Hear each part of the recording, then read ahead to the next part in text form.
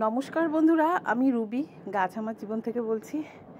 তো বন্ধুরা, তোমাদের আগেই একটা কথা বলে নিই, যেটা হচ্ছে আমি এখন ঠিকমতো ভিডিও ছাড়তে পারছি না, এর জন্য আমি ক্ষমা প্রার্থী। ভিডিও করছি, করে আর সময় করে উঠতে পারছি না ছাড়ার, ওটাকে তো এডিট করতে একটু সময় লাগে। তো যাই হোক, তার জন্য ক্ষমা করো, আর প্লিজ আমার ভিডিওগুলো দেখে কমেন্টস করো, আর নতুন বন্ধুরা অবশ্যই আমার চ্যানেলটাকে সাবস্ক্রাইব করে দিও। তো চলো দেখো, আমি তোমাদের আগে ভিডিও করে দেখিয়েছিলাম যে আমি তিনটে তোমার বোগেনভেলিয়া কিনেছিলাম, নতুন নতুন কালার।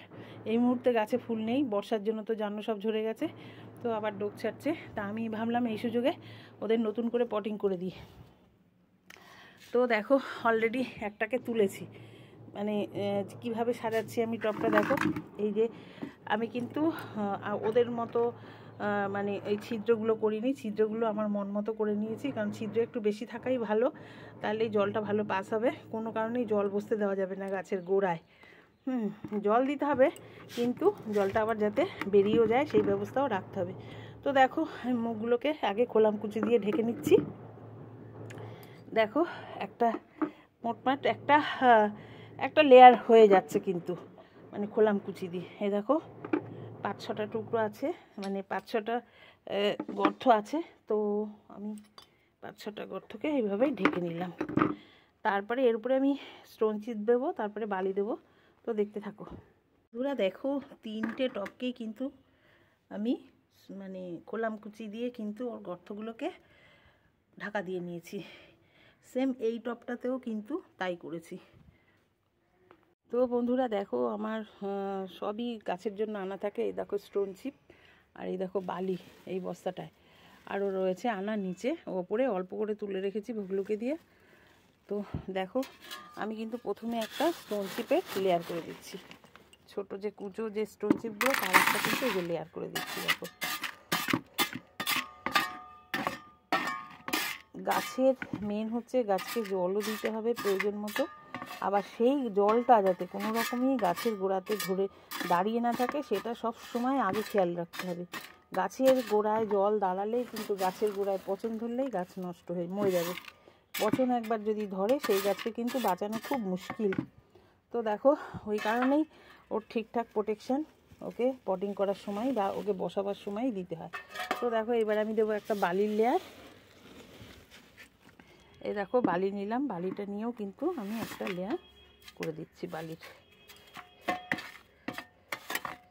এই দেখো একটা বালি, 4টে, মানে একটা টপ তো তোমাদের দেখালাম, ওটা অলরেডি মানে এরকম করে সাজিয়ে তাকে একটা মানে গাছ তুলে তার মধ্যে এই বালিটার উপরেই জাস্ট বসিয়েছি। এবারে আমি যা মাটি টাটি ওকে তো আমি মানে গোড়ার মাটি অন্য টপ থেকে যে তুলেছি সেই গোড়ার মাটি ফাটি কিন্তু কিচ্ছু আমি ওর নাড়া দেইনি, জাস্ট ছাঁচের মতো তুলে ওকে ওই টবে বসিয়ে রেখেছি।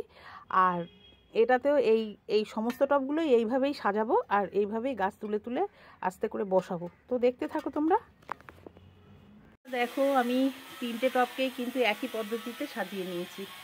এই দেখো, 3টে না 4টেই, মানে ওটা অলরেডি গাছটাকে বসিয়েছি, এবার আমি গাছটাকে তুলে ওদের মধ্যে বসিয়ে দেবো। দেখো বন্ধুরা, কোনো ব্যাপারই না, হাতের উপরে এইভাবে ধরে আমি হাতের উপরে টপটাকে পুরো উবুড় করে দিয়েছিলাম। এই টপটার মধ্যে ছিল, এই দেখো এই টপটার মধ্যে ছিল, হাতের উপরে রেখে পুরো উবুড় করে দিয়ে সামান্য ঠোকাতেই কিন্তু ও ছাঁচের মতো বেরিয়ে এসছে। দেখেছো, এইটাকেই আস্তে করে ধরে এই দেখো এইভাবেই জাস্ট আমি এই যে বসিয়ে দিলাম, তাহলে গাছে তো কোনো আঘাত পায়নি। হ্যাঁ, এবারে আমি ওদের গোড়া থেকে পুরোটা মাটি কিন্তু দেবো না, আমি ইচ্ছে করে একটু বড় টব আনলাম, এত বড় টবের প্রয়োজন ছিল না, কারণ আমি ঠিক যেটুকু ওর মাটি আছে সেই লেভেলেই ওকে মাটি দেবো, যাতে ওর সাইডে জায়গাটা থাকে, জল দিতে সুবিধা হয়। আর গাছটা যত ধীরে ধীরে বড় হবে, ওকে খাবার টাবার দিতে দিতে আস্তে আস্তে ভরে আসে। হ্যাঁ, তো ওর জন্য একটু বড় টবটাই নিয়েছি, আর একটু ছোটো টবেও হতো। দোকান থেকে বললো আমাকে এটা 10 ইঞ্চি টব, কিন্তু এটা 10 ইঞ্চি নয়, ওটা থেকে বড় টব আর কি। তো দেখো দেখো অনেকটা জায়গা আছে। দেখো বন্ধুরা, 4টে গাছকে কিন্তু একই পজিশনে নিয়ে এসেছি। দেখো 4টে গাছে কিন্তু একই পজিশনে আছে, একই সাইজের টবে ছিল। আমি আসলে ওই টবগুলো ফাঁকা করছি, প্রথম কথা ওদের রিপোর্টিং করতেও হবে, আর যাতে সামনের শীতেই যাতে ওদের কাছ থেকে আমি খুব ভালো বেশি রকম ফুল পাই, সেই প্রচেষ্টা মানে সেই কারণেই আমি কিন্তু এত তাড়াতাড়ি ওদেরকে পটিংটা করে দিচ্ছি। আর আমার টবগুলো ফাঁকা করার দরকার ছিল, কারণ এখন তো জুলাই মাস পড়ে গেছে, এখন চন্দ্রমল্লিকার এতদিনে বসানো উচিত ছিল, আমি এখনও বসিয়ে পারিনি। আজকে চেষ্টা করব চারা আনার, এনে ওই টবগুলোতে আমি চন্দ্রমল্লিকা করব, ওই কারণে ওই টবগুলোকেও ফাঁকা করলাম। তো তোমরা দেখতে থাকো বন্ধুরা। এবারই হচ্ছে আসল মজা, তার কারণ হচ্ছে এই যে দেখছো না সব ঢাকা টাকা দেওয়া আছে, এর মধ্যেই কিন্তু ভোগলু সেই মাটি ফাটি রেডি করে বস্তা ভরে রেখে গেছে। আমাকে এখন সেই বস্তা টেনে বার করতে হবে ওদের মাটি দেওয়ার জন্য। আর এখন কিন্তু সাথে ভোগলু নেই, আমাকে একা একাই করতে হবে। তো বুঝতেই পারছো এই নিচে বস্তা ওই যে হলদে কালারে দেখছো, তো তোমরা দেখতে থাকো। আমি এখন বস্তা বার করি, আমার এখন 2টো হাতি প্রয়োজন, ওই জন্য আপাতত একটু স্টপ থাকছি, আবার পরে দেখাচ্ছি তোমাদের। দেখো গাছগুলোকে মোটামুটি রিপোর্টিং করে দিলাম, এখন অনেক বেলা হয়ে গেছে।